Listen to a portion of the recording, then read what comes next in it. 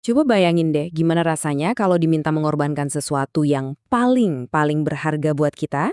Ini bukan cuma cerita lama loh, ini kisah tentang ujian keimanan yang luar biasa, yang dampaknya terasa sampai sekarang dan membentuk keyakinan miliaran orang. Yuk kita bedah bareng kisah Ismail. Nah, dari sini muncul pertanyaan mendasar kan? Apa sih ujian keimanan yang paling berat itu? Kisah Ismail ini jawabannya tuh kuat banget dan mungkin sedikit mengejutkan. Oke, jadi cerita ini semua berawal dari sebuah penantian yang panjang banget. Nabi Ibrahim selama puluhan tahun gak berhenti berdoa meminta hal yang sama. Beliau cuma pengen satu hal, seorang putra yang soleh. Coba bayangin, harapan yang ditumpuk selama bertahun-tahun itu kayak gimana? Dan akhirnya di usianya yang ke-86 tahun, doanya dijawab. Ismail lahir.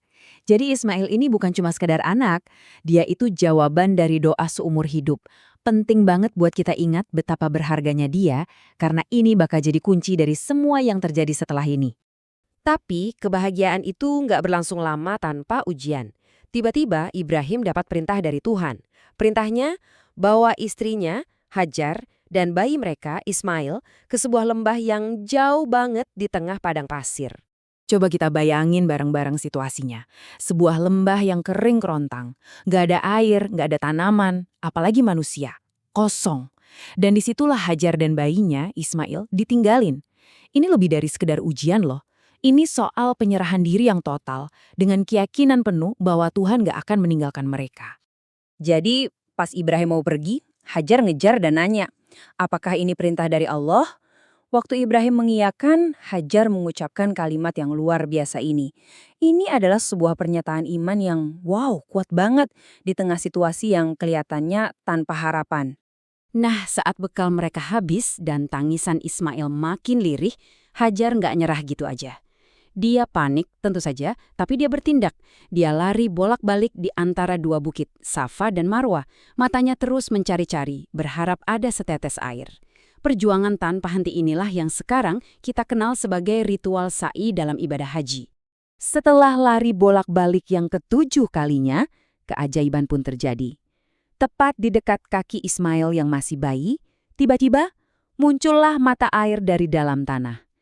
Inilah dia, sumur Zam-Zam, sebuah balasan langsung dari Tuhan atas iman dan perjuangan Hajar. Dan keajaiban ini dampaknya luar biasa, bukan cuman menyelamatkan dua nyawa, tapi menciptakan kehidupan yang baru. Sumur Zam-Zam ini jadi kayak magnet buat para pengembara yang lewat. Dan dari satu mata air di tengah gurun inilah, sebuah komunitas mulai terbentuk. Komunitas inilah yang nantinya menjadi cikal bakal kota suci Mekah. Waktu pun berlalu.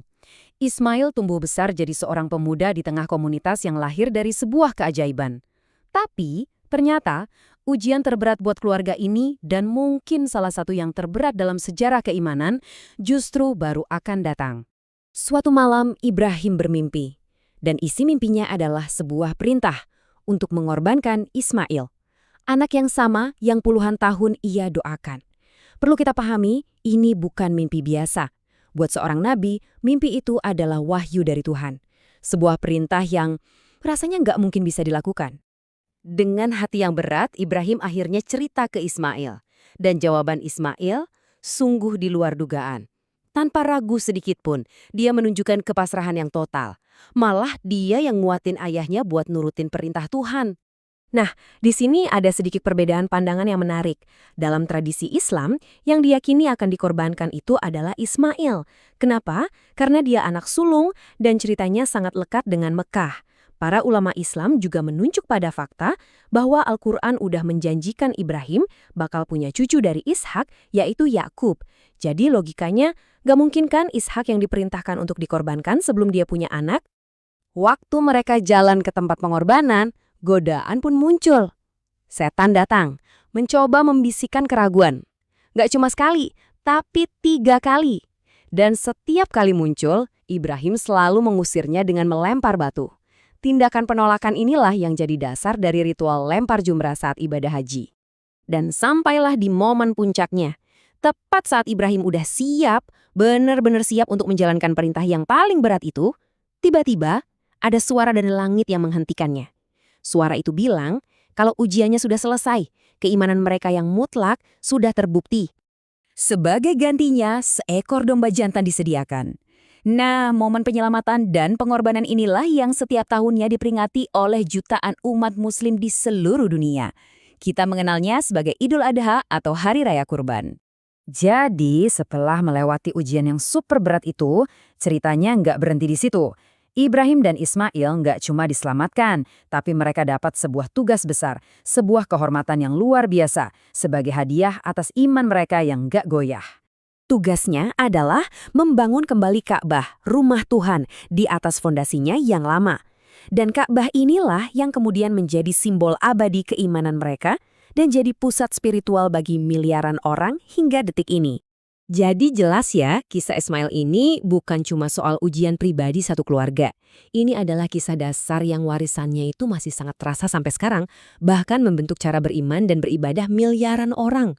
Warisan Ismail itu lebih dari sekedar satu momen kepasrahan yang dramatis loh. Kalau kita lihat di Al-Quran, dia digambarkan sebagai sosok yang luar biasa konsisten. Dia orang yang selalu menepati janji, sangat sabar, dan selalu ngajak keluarganya untuk berbuat baik. Jadi keseluruhan karakternya itulah yang bikin dia jadi panutan. Jadi perannya itu sentral banget. Dari anak yang nyaris dikorbankan, dia jadi nabi buat komunitas Mekah, jadi nenek moyang bangsa Arab, dan yang paling penting, dari garis keturunannya lahirlah nabi terakhir, Muhammad. Jejaknya dalam sejarah itu benar-benar nggak bisa dipisahkan. Dan inilah mungkin warisannya yang paling kelihatan. Perjuangan Hajar lari-lari antara Safa dan Marwa, kesiapan Ibrahim untuk berkorban, penolakan mereka terhadap godaan, semua ujian pribadi itu sekarang jadi ritual abadi. Setiap tahun, jutaan jemaah haji melakukan napak tilas, mengikuti kembali jejak keimanan keluarga yang luar biasa ini. Inti dari kisah Ismail ini sebenarnya adalah soal penyerahan diri atau pasrah. Tapi konsep ini sering banget disalahpahami. Ini bukan soal pasrah yang pasif, yang cuma diem aja. Justru ini soal kepercayaan yang aktif, yang mendorong tindakan berani. Nah, ini ninggalin kita sama satu pertanyaan buat direnungkan. Di dunia modern kayak sekarang, di mana kita merasa punya banyak pilihan dan kendali, apa sih artinya menyerahkan diri pada sesuatu yang lebih besar dari diri kita sendiri?